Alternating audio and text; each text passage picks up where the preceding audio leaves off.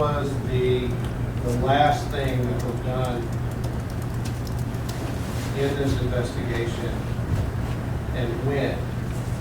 Was it 1999? I believe that the last activity that I saw as far as paper was probably in December of '98. So this case lay essentially dormant from December of 1998 until May of 2011. I believe that's correct.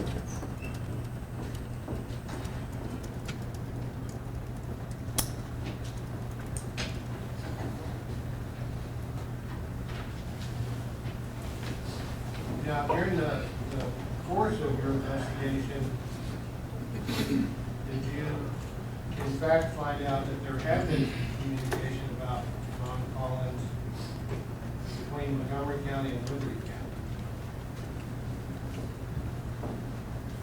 Yes, sir. And that's as it relates to a juvenile who made an allegation of sexual assault against John Collins. Correct. I believe that was through the Juvenile Probation Department. Yes, from Montgomery County. And do you know if law enforcement ever had information about that sexual assault from Liberty County back from 2001? I think it's possible that Detective Zener knew about it, if there was some type of conviction. Yes, sir. That Don Collins has been accused of a sexual offense and has been adjudicated and sent off to the facility? I believe he did know that. Yes, sir.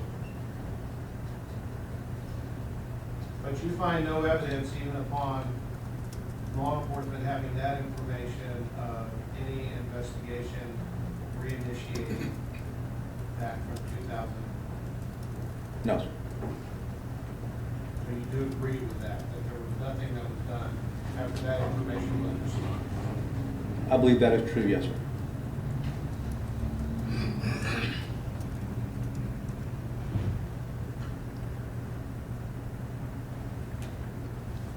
Now, in your review of the evidence in this case, would you agree with me that there is no physical evidence that links John Collins to this offense?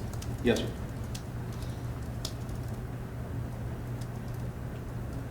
And you would agree with me that there was testing done for accelerants on clothing that had been worn by John Collins, Sandals. Yes, sir. and that he was inspected at very close range for any signs of being burnt? That's correct. Yes, sir. Within mere days of the date of the incident, Robbie being burnt? Yes, sir.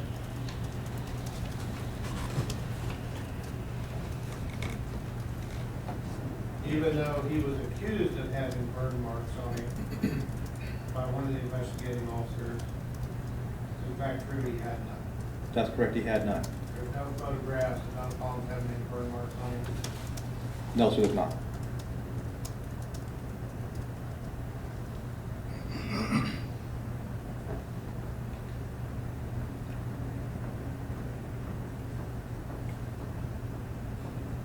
Now,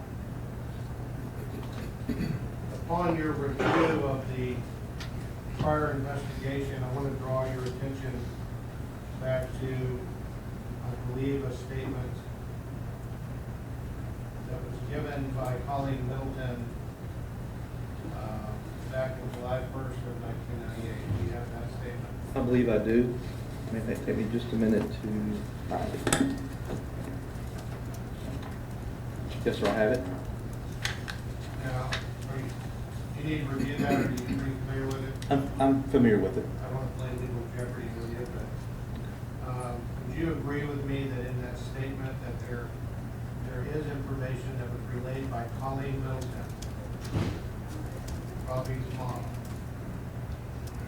that there had been arguably sexually inappropriate conduct directed towards Robbie on behalf of Don Collins? Yes, sir. And so going back to 1998, law enforcement had information of some type of sexual misconduct allegedly perpetrated by Don Collins against Robbie Miller. Limited to Don wanting to see Robbie's butt. Yes, sir. Correct.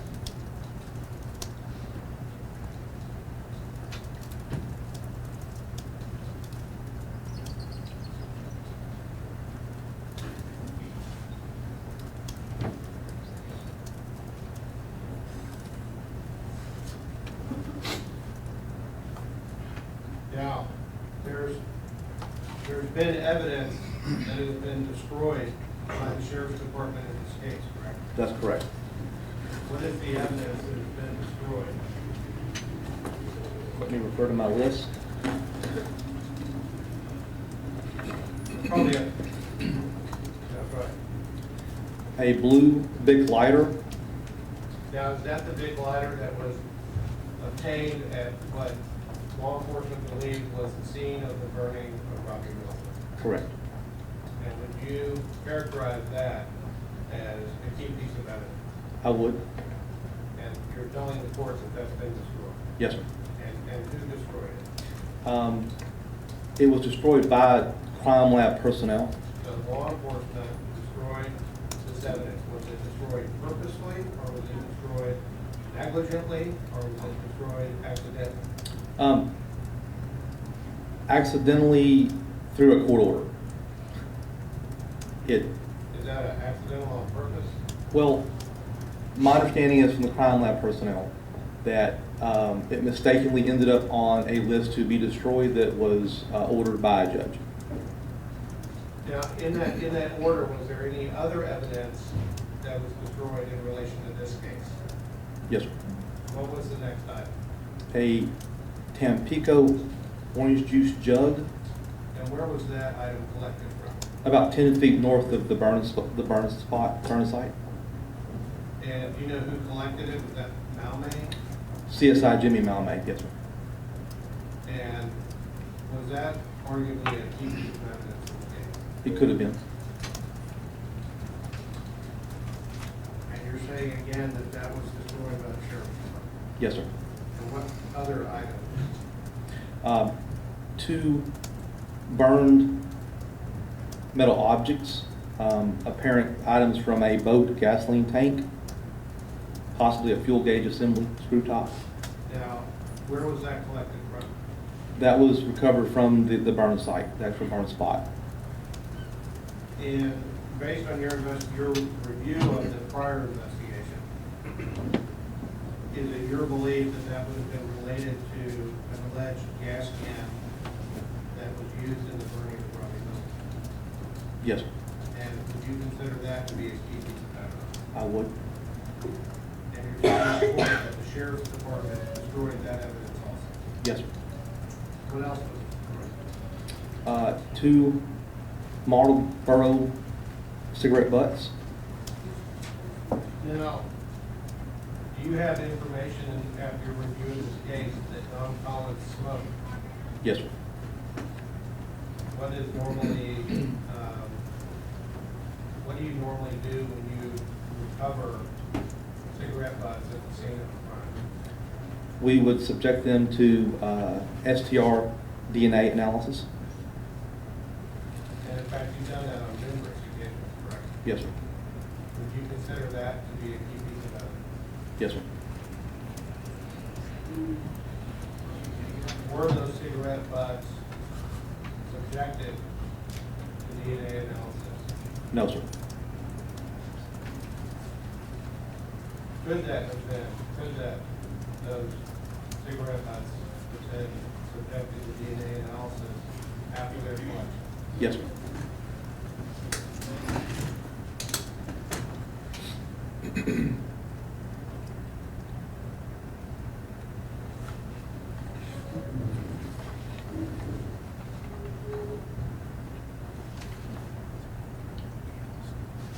What else? And you're telling the court that that was destroyed by the sheriff's department? Correct. What else? There were 3 items, blue plastic strip, clear plastic wrapper, and a piece of foil believed to originate from a pack of cigarettes. And are those items that can commonly be submitted for DNA analysis? They could be. And was any DNA analysis done No, on sir. those items? No, sir. Any DNA analysis done on any of the items? No, sir. And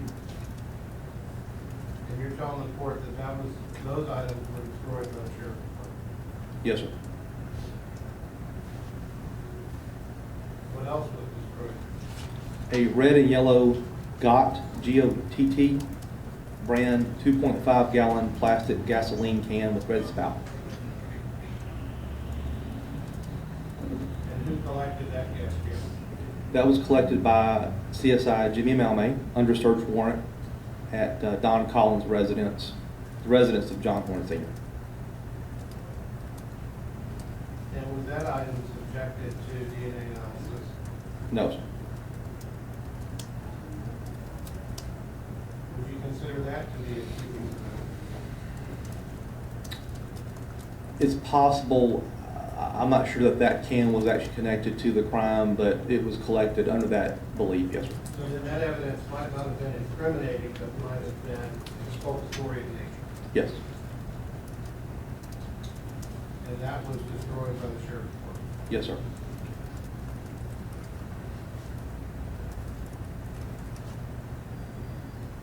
What else did y'all destroy?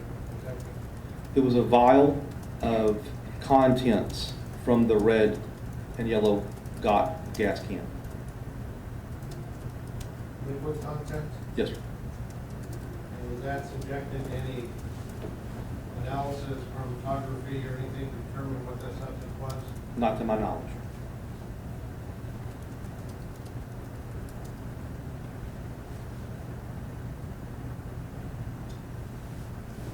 Was that destroyed pursuant to the same court order? Yes, sir. And destroyed by the sheriff's department? That's correct. What else, Detective? One blue jersey type button shirt bearing the number 27. And where was that collected from? That was collected from the residence of Don Collins, John Horn Sr. I believe it was taken from the dryer. And was that subjected to any analysis? Not that I'm aware of. And that was destroyed by court order Yes, sir. by the sheriff's department? Correct. What else, Detective, did y'all destroy? One pair of blue shorts with red trim, believed to be connected to Don Collins. Also, my understanding, collected under a search warrant from the dryer. Was it subjected to any testing? Not to my knowledge. Did you destroy that? The sheriff's department destroyed that also? That's correct. What else did y'all destroy? One Atwood 6-gallon boat gasoline tank. This was donated by Stone and Sons Marine to CSI Buster Emmons to assist his burn testing. And y'all destroyed it? The sheriff's office destroyed it, yes, sir. Was it consumed in testing, or was it just destroyed? My understanding, it was destroyed. What else did y'all destroy, Detective? One boat gasoline cap with gauge, also donated by the same business to assist in the burn reconstruction. What else, Detective? 27 photo slides taken by Shriners Hospital, although we do have the negatives of those.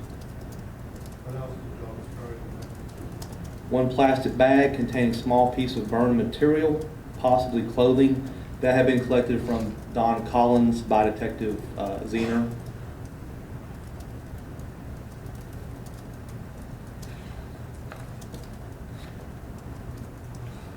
Do you consider that possibly a key piece of evidence? I would.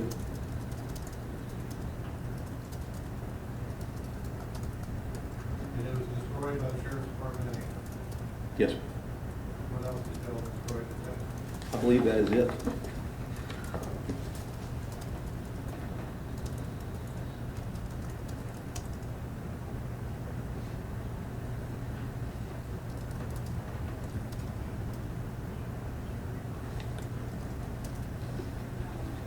Now, can you think of anything other than the approximately 13 items that was destroyed? I know there's one item that we cannot locate. What is that? That's an audio tape that would have been related to an interview conducted by Detective Zener. Let me confirm that, sir.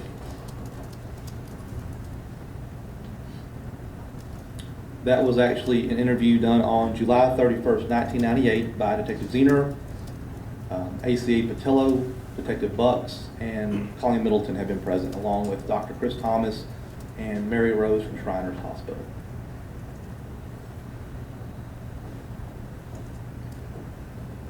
That was an interview with Robert Middleton.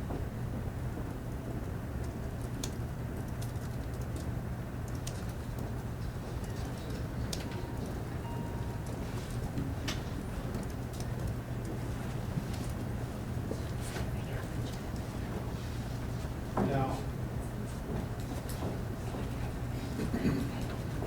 what about the original audio recording of the interrogation of Don Collins? We have that. Where is it? That's in the crime lab. And you're sure that it's the original? Yes, sir. Do you have a copy of what the evidence number would be on that? Yes, sir.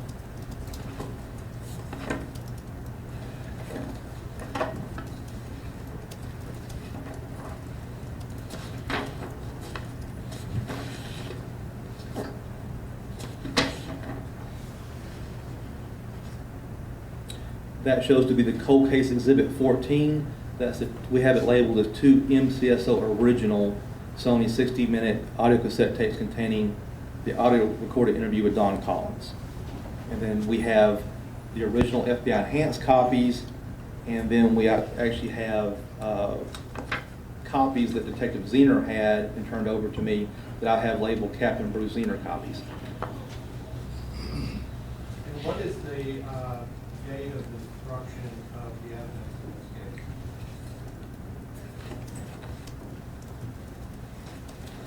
I know it, but let me confirm it, sir.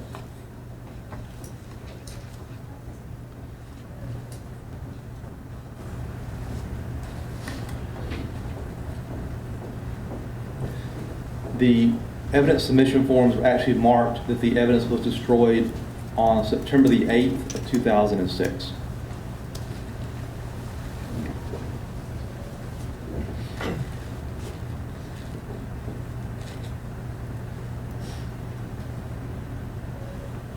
So from December of 1998 until May of 2011, with the exception of the additional sexual assault information out of Liberty County, the only thing that y'all did on this case was actually destroy evidence in 2006. I believe so, yes, sir.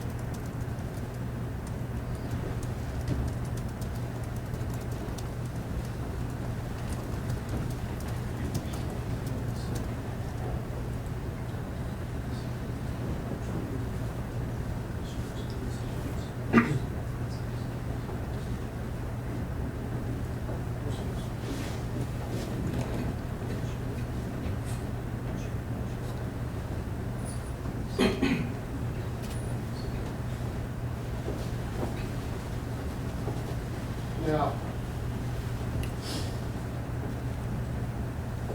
do you know who else was at the site of or who else was at the burn site regarding your crime scene investigators, suicides for short, other than Jimmy Malman? As far as CSIs, I believe he was the only one. Now, what is the purpose of the collection of physical evidence at a crime scene? To subject it to analysis, forensic testing, to see if it yields any clues.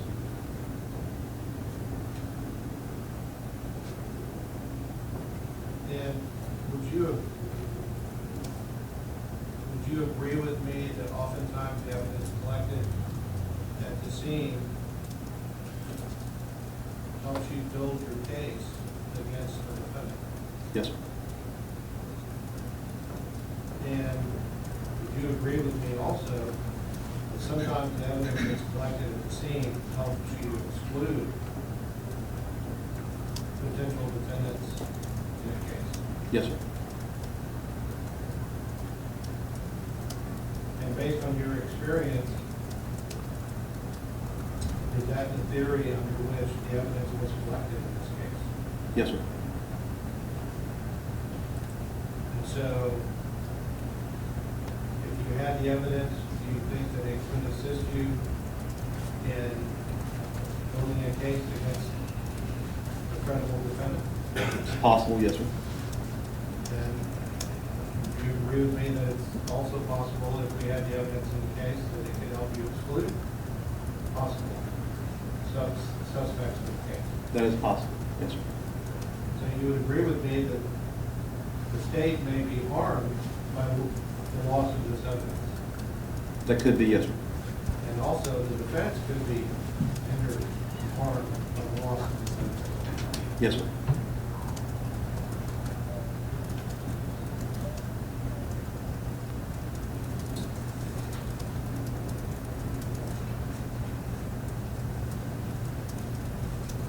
Do you know what the approximate costs that have been incurred by the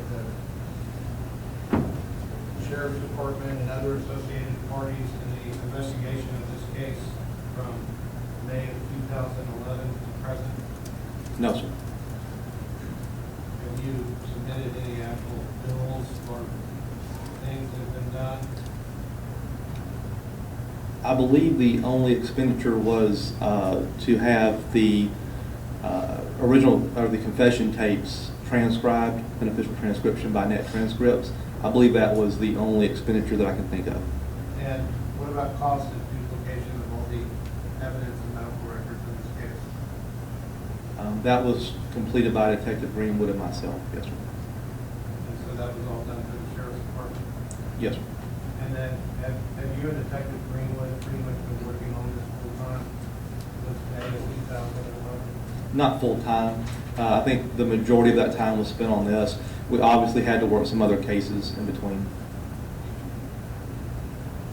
And you say the majority, would it be fair to say more than the majority of the time has been spent investigating this case? Yes, sir.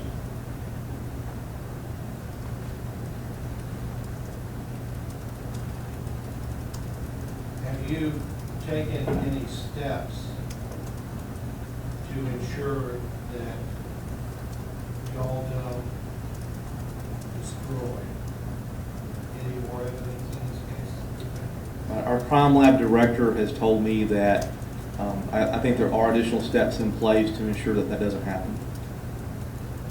You think or you know? That's what I was told, yes, sir. Thank you. Pass the witness, Judge. And Mr. Brumberger? Thank you, Your Honor.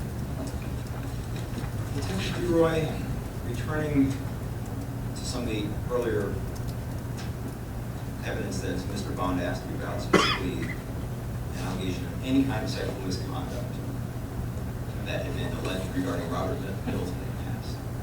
And I think you referred to a statement you had about Don wanting to look at his butt. Yes, sir.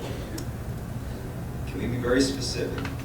Was the only information that Conley Middleton was aware of that had anything to do with anything remotely sexual is that on one or two occasions Don had asked to look at Robbie's butt? That is my understanding, yes, sir. Was there any allegation of any kind of sexual contact whatsoever? Not to my knowledge, no,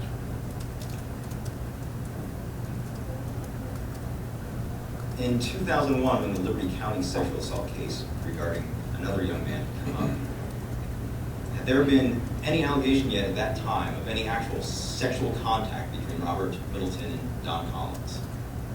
Not to my knowledge, no, sir. And so if Montgomery County authorities did become aware that Don was implicated in this other sexual assault evidence in Liberty County, would they have any reason to think there'd be any connection between these cases? Probably not. And that Robert Miller could possibly have any information that would have any bearing on this case? Probably not.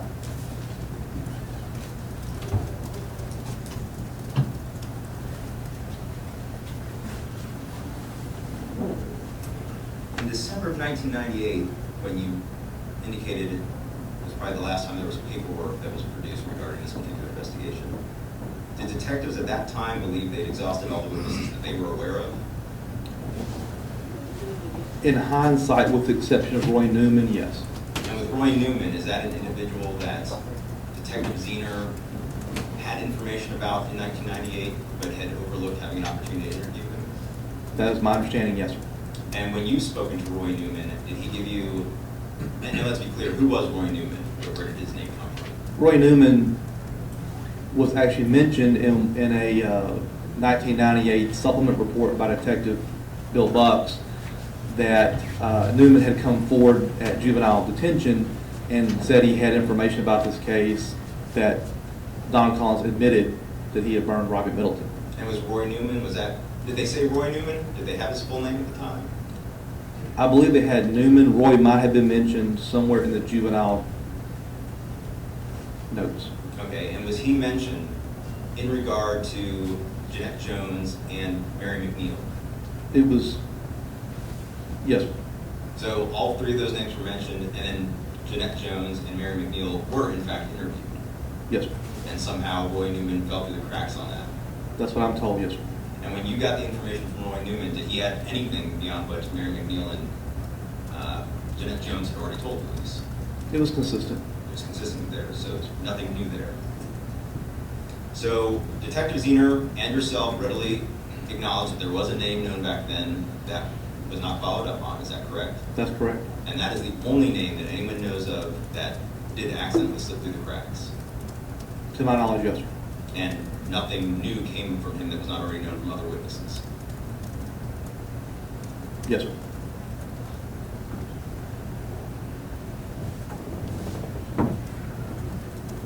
And you have no argument with Mr. Bond's presentation to you that there was no physical evidence that actually tied Don to the offense back at that time? That's correct.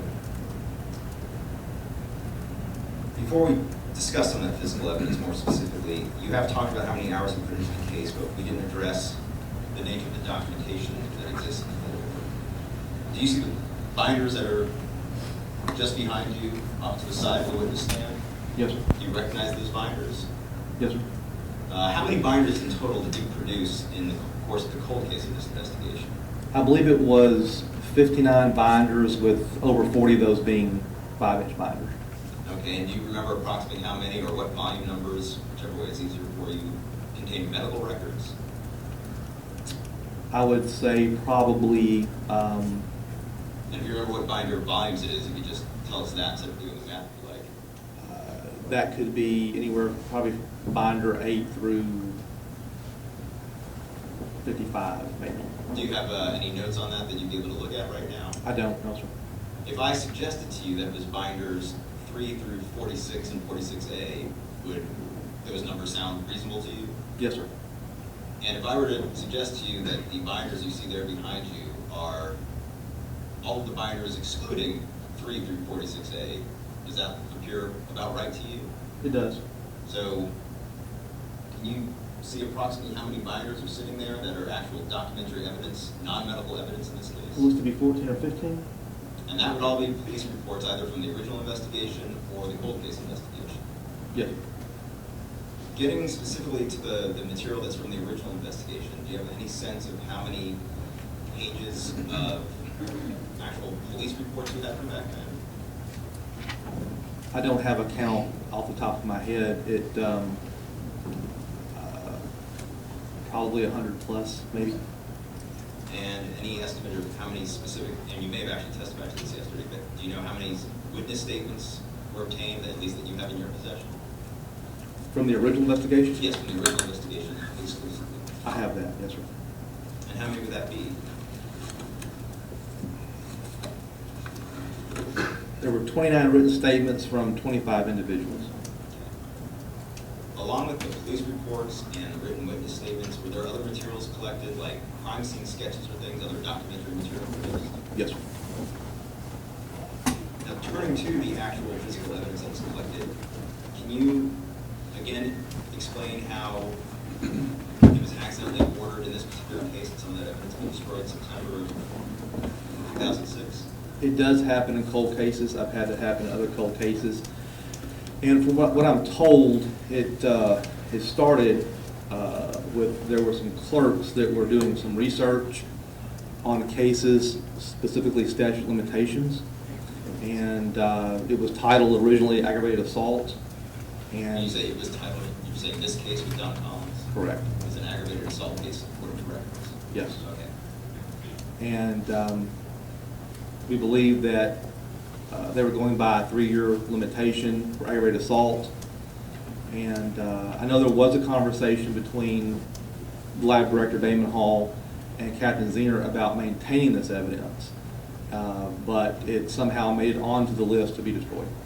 So no one was trying to be negligent and just get rid of some evidence in this case because they were tired of the case hanging around. They thought that the statute of Objection, limitations leading expired. order. I'll rephrase, Your Honor. So what you're saying is some clerks did think that the statute of limitations on this offense had expired. That is my understanding, yes, sir. And based on that, they thought this was a case where evidence would be destroyed. Yes, sir. But you did say it was destroyed in September of 2006, correct? Yes, sir. So all of the physical evidence from the original investigation was still preserved and in the possession of the Sheriff's Office as of the respondent's 18th birthday in April of 2003, was it not? Yes, sir. And the fact that the prosecution had not moved forward before his 18th birthday has nothing to do with evidence being destroyed, does it? Not to my knowledge, no, sir. Since the evidence hadn't been destroyed, would that make any sense that that had any implication on the No. lack of prosecution? No, sir. And you have said none of the evidence was incriminating at that time? Yes, sir. Nothing linked non-Collins, yes, sir. And discussing some of the specific evidence that Mr. Bond asked about, he referred to a blue lighter that had been in possession of authorities at one point. Did Don in his statement say that a match was used? Yes, sir. And so, if Don's statement was correct that a match was used, that blue lighter would not be particularly relevant to this case, would it? That's possible. And no one knows that that blue lighter was actually used in this offense, do they? No, sir. Were there multiple adults and kids who were implicated as sometimes smoking in the woods there? Yes, sir. And I think Mr. Bond asked you, Don Collins himself was known to smoke? Yes, sir. So in terms of these cigarette wrappers and butts and cigarette lighters, those could be from anyone out in the woods, could they not? That's possible. There was no particular evidence suggesting that that had been left behind, any of that material had been left behind by the perpetrator in this offense, was there? No, sir. And when it comes to DNA analysis, if any of those items, cigarette wrappers, cigarette butts, a lighter, any of that had DNA that could be tested, all you'd be getting as a result is a match for somebody who would handle those materials, correct? Yes, sir. And insofar as no one knew those materials were associated with the perpetrator, you wouldn't know that you got a perpetrator at that point, would you? No, sir. And with the gas can you referenced being in possession of the police, where did that come from? The gas can was collected under search warrant from a shed belonging to John Horn Sr. Okay, so that was from Horn's property, Correct. and that's where Don Collins lived? Yes, sir. So if that gas can were still in possession and it could be tested for DNA, would it be entirely likely that anyone from the Horn residence, including Don Collins, could have their DNA on there? That's possible.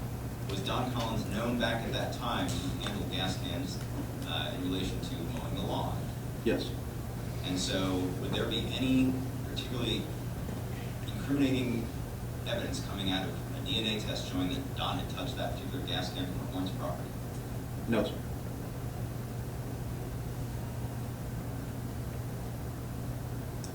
Getting DNA that happened to include Don or anybody else on the items found in the woods, on the gas can, would any of that break this case wide open as to who had committed the crime?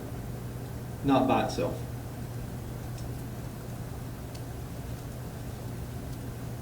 Is it typical in situations where you do have items that are known to have been touched by multiple people or presumably could have been touched by multiple people? Is it common for law enforcement to forego DNA analysis if it's not going to be particularly appropriate in its result? That could be, yes, sir. Return to a witness that we did not, I think, address yesterday with you. How did you learn that someone named Heather White could be a witness with information? In an interview with Colleen Middleton that I did, I believe it was in March of 2013, she mentioned Heather White standing on the inside of the horn fence near where Robert Middleton was on the road after being burned and holding a child, an infant child. And the court has heard from Heather White. Based on your interview with Heather White, did she give a consistent story with what Colleen had told you? Yes, sir. And do you recall testifying yesterday that Colleen Middleton had provided 3 written statements in this case? Yes, sir. Do you recall testifying that she had also had other conversations with detectives that were summarizing reports? Yes, sir. And in any of those prior statements and summaries of interviews, was there any mention of Heather White by Colleen Middleton? No, sir. And again, the court has heard from Heather White, but just so we know what you heard from her as well, did she indicate to you that she had not ever told police what she knew? That's correct. Did Heather White actually reside on Crosno Road in 1998? No, sir. Do you remember approximately how old she was at that time? 13.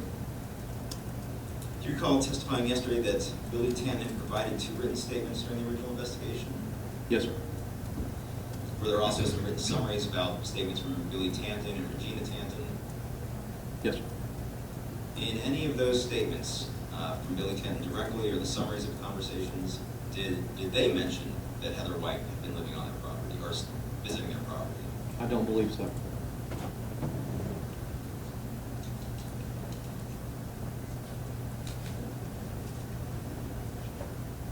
So from what you can see in the investigative materials, there's no particular reason that police would have known the name Heather White as someone they needed to track down. That's correct. Did Don tell police back in 1998 that he had seen Robert come out of the woods burned and then ran for help? Yes, sir. Did the Tanton statements that were given at that time seem to corroborate that story from Don? Yes, sir. Did either of the Tantons ever contradict that statement and specifically describe that Don came and got them before Robert was actually out of the woods? No, sir. So when did Heather White tell you that when you spoke to Heather White? Did she make it more clear that Don came and got them before Robert had actually emerged from the woods? That's what she said, yes, sir. Did police back in 1998 have any indication that there was that type of discrepancy between Don's statement and something another witness was saying? Not to my knowledge, no, sir.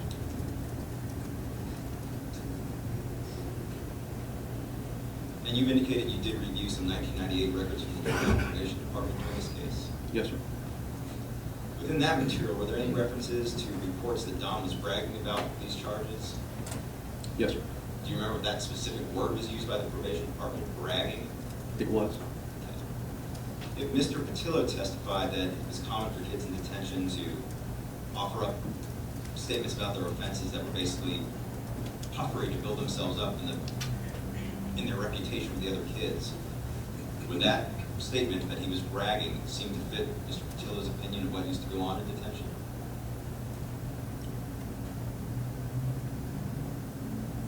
When you hear the word bragging, does that sound to you like he's trying to impress the other kids in detention with the information? It could, yes, sir. Did police interview someone named Billy Reed at the scene on the day of the offense? Yes, sir. Do you recall what her relationship was to any of the people in this neighborhood or why she would have been present on the scene? Billy Reed had lived across the street and actually was renting I believe it was a mobile home to Laura and Chad Thomas. And with regard to the Thomasons, had Billy Reed mentioned that she was renting a home to the Thomasons back during the 1998 investigation? Not to my knowledge, no, sir. And when Billy Reed was interviewed in 1998, did she provide any written statements? Yes, sir. Did police make recorded notes about their interviews with her? I believe so. Did she speak to the media on one or more occasions? I believe she did. Have you seen the actual raw news footage of her talking to the news media? Yes, sir. Are those very brief comments or the very lengthy comments? Do you remember how long she seemed to speak on camera? It's been a while, but I believe it wasn't, I don't believe it was brief. Is there any indication from any of that material, police reports, her own statements, the news media, that she identified the Thomasons as people who were living on her property? Not to my knowledge, no, sir. Is there anything within any of the police reports indicating that she said, I do have a tenant on my property you might want to speak to? No, sir, not to my knowledge. So, from your perspective of this cold case, would it be reasonable that the police did not know she had some people living in her trailer on her property? That's reasonable, yes, sir.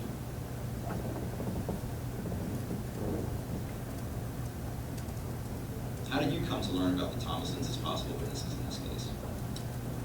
After some media attention on this case, there was a post that a crime analyst for our department saw. I believe it was the police reporter, and it was posted, the names Laura Thomason and Chad Thomason were mentioned. And all we had were names from the post, but we were able to identify them and track them down. And if the court has heard testimony from the Thomasons, I think specifically Miss Thomason, that she left the scene once it got hectic because she didn't want to be out there, would that make sense to you that police wouldn't have known that she had been at the scene? That's possible. Concerning the missing recording of the hospital interview with Robert that Mr. Bond asked you about, while the recording is missing, do you have notes from the detectives about what was said during that interview? Yes, sir, by way of supplement report. And is that one of the interviews where Robert told people multiple names? I probably need to refer to Okay, that. absolutely.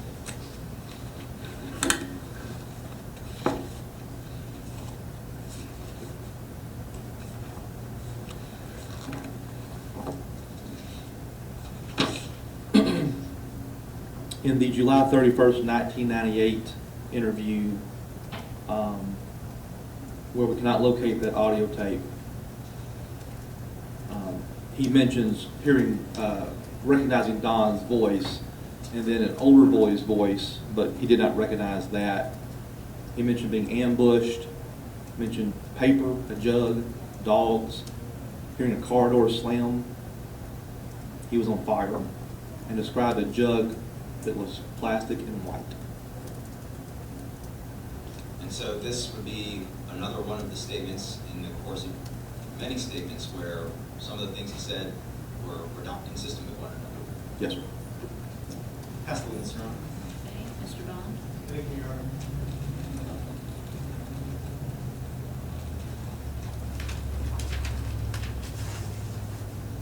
Detective, as it relates to Roy Newman, how did y'all come on Roy Newman? While reviewing the original offense reports, supplement reports rather, and the juvenile notes printout from juvenile probation, the name Newman or Roy Newman was mentioned as possibly having information about this case. And so y'all had the ability to investigate Roy Newman back in 1998. That's correct. And you had the ability to determine everybody that was in custody or being detained at the juvenile detention facility. I believe so. That was housed in my mind. Yes, sir. And once these allegations of statements being made by my client were made known to Robin Gray and others at the juvenile detention facility, law enforcement had the ability to go interview anybody that they wanted to in relation to those statements, correct? I believe so, yes, sir. Without even starting a car, correct? Correct. Isn't the Olin Underwood Juvenile Justice Center contiguous to the Montgomery County Jail and Detective Division? Yes, sir. So it would have been very easy. Yes, sir.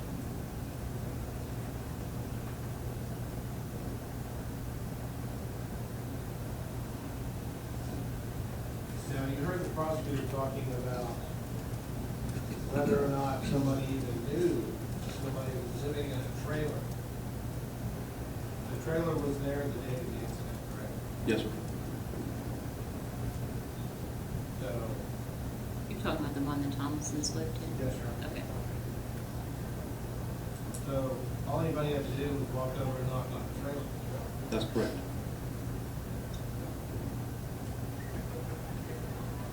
To determine who lived in any of the habitable structures surrounding the site where Robert came out of the building. Yes, sir. So that could have been done, Yes, sir. but it wasn't. Not to my knowledge, no, sir.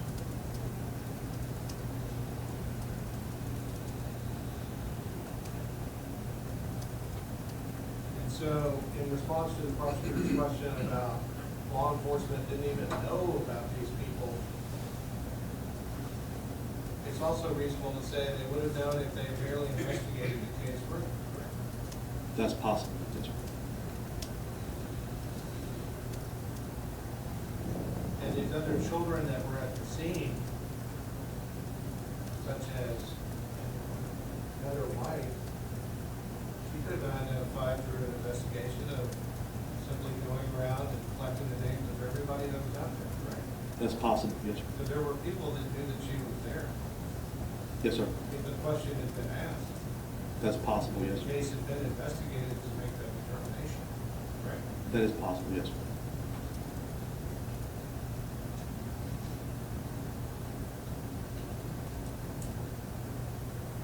And so all these statements that were made in juvenile, that was in possession of the state back in 1998, as it relates to statements of my clients. Statements from Mary McNeil and Jeanette Jones, yes, sir.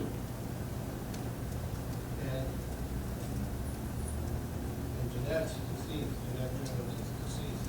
Yes, sir. Died in 2009 to the best of my knowledge. And Robert Sanchez could have been interviewed back then. Also, correct? That's possible, yes, sir. Because he was in the detention facility. At some point, yes, sir. But that information from Robert Sanchez didn't come to light until 2011, correct? I believe that was 2013. 2013.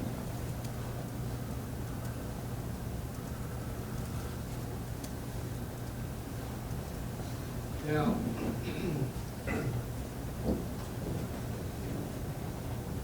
Detective, you've got a lot of experience, don't you? Yes, sir. If you had a big lighter that was collected at the scene of the burning that had my client's DNA on it, you'd be trumpeting that fact, correct? I believe that would be important evidence, yes, sir. Literally trumpeting, correct? I don't know about trumpeting, but it would be important evidence, yes, sir. And if you had these items that y'all destroyed, you would subject them now in due course to DNA testing, correct? A number of them, yes, sir. And the defense would have the ability to subject these items to DNA testing independently, correct? Correct. And that could assist us in our defense. It could, yes, sir. And it hinders us if we can't. That's possible, yes, sir.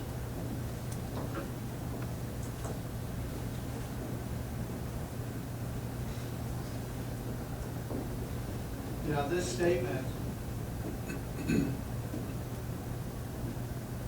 Robbie Middleton in the deposition that was filed, or in the lawsuit that was filed, where Robbie states that he'd been sexually assaulted by Noel Collins. Yes, sir. Now, that's an allegation, correct? Correct. Is there any physical evidence of that sexual assault? No, sir. Are there any eyewitnesses to that alleged assault? Not to my knowledge, no, sir. Is there any way to verify the veracity of the statement? No, sir.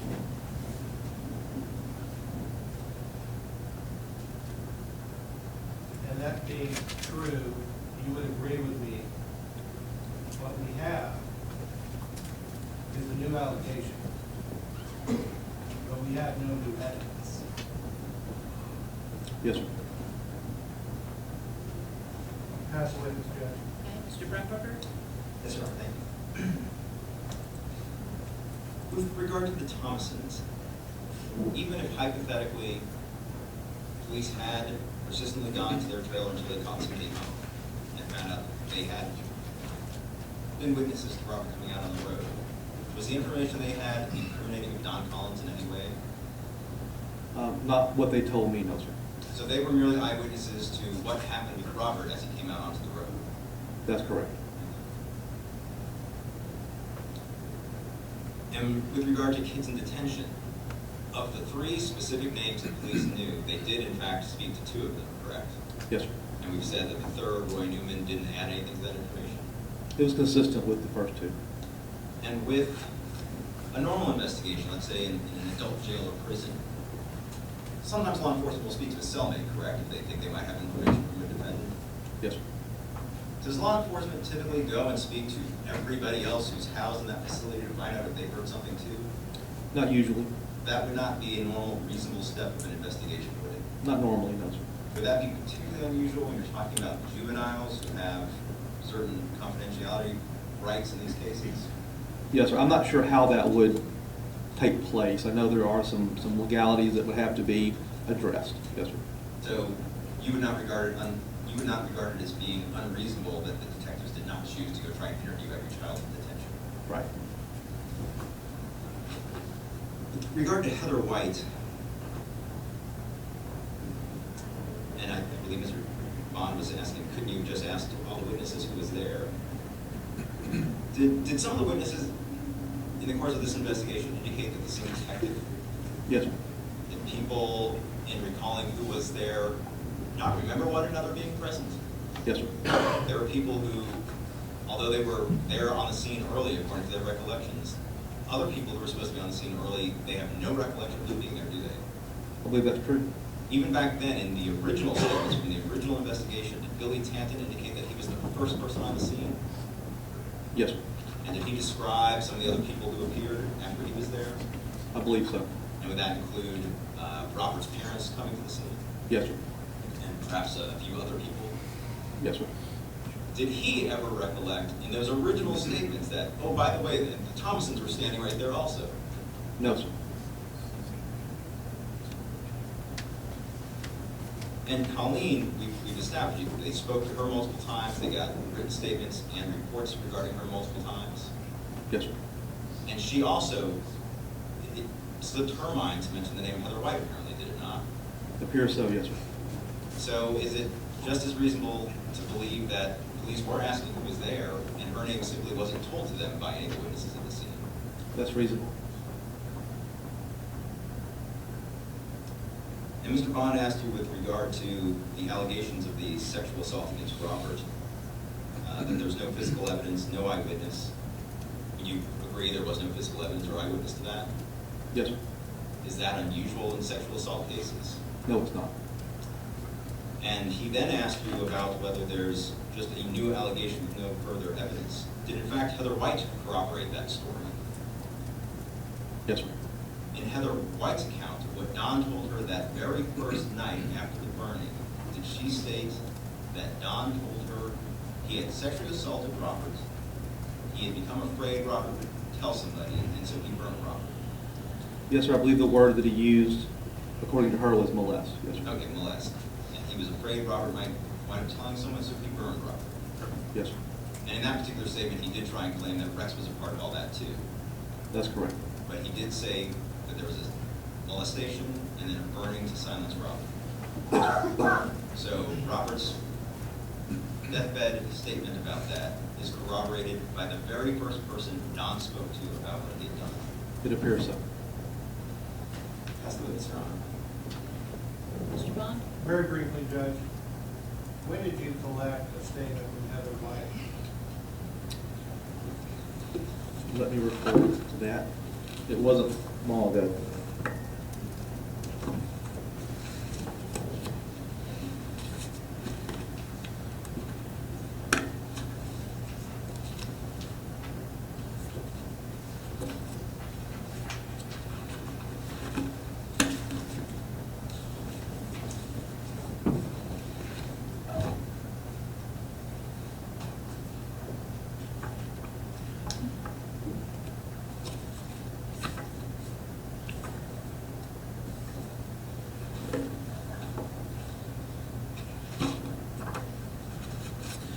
Heather White was interviewed on Tuesday, February the 18th, 2014.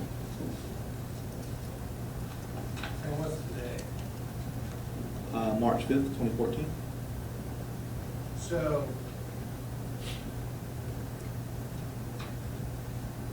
when did this evidence, when did this allegation of this sexual assault committed by Don Collins against Robbie Middleton come out initially? I believe we learned about it in, I believe it was May of 2011.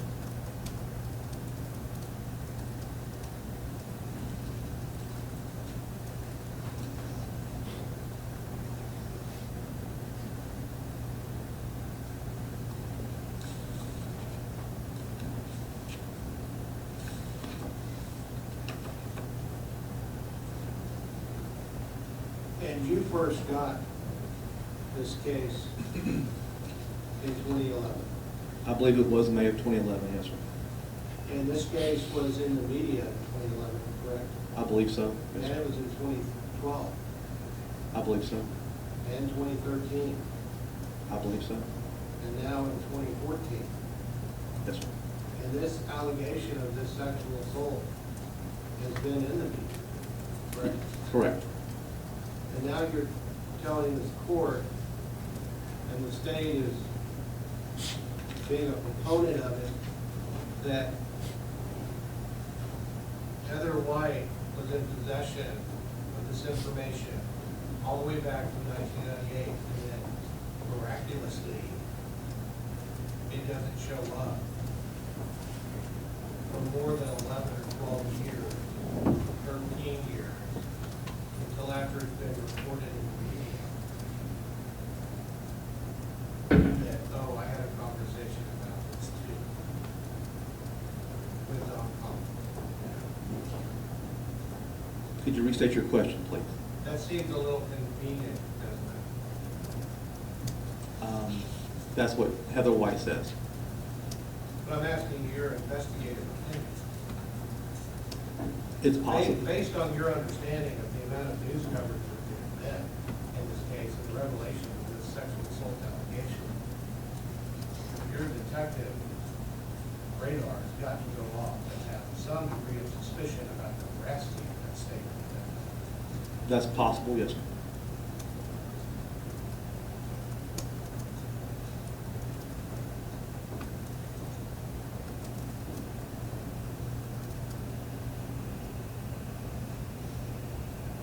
And that would be the central inquiry as to the credibility of that kind of evidence would be in veracity. Correct.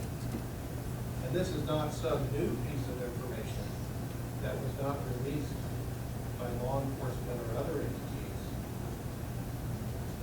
This is a piece of information commonly known by anybody who received any of that media. Yes, sir.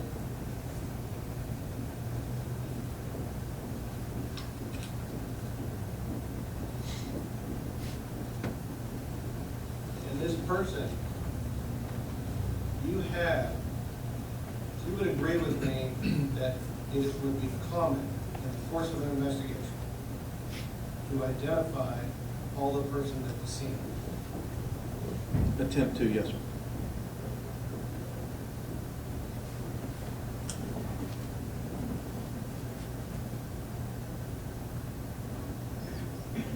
And in this investigation, there were people that were at the scene who were not identified. Yes, sir. There were even houses that went off, walked up to and asked who lived there. That's possible, yes, sir. Well, that's correct, isn't it? Isn't that what you testified to earlier in response to a query from the state regarding the trailer? My understanding is that no one went to that trailer. I'm just going by what I was told. And no one identified all the persons who were present at the scene either, correct? As far as I know, yes, sir.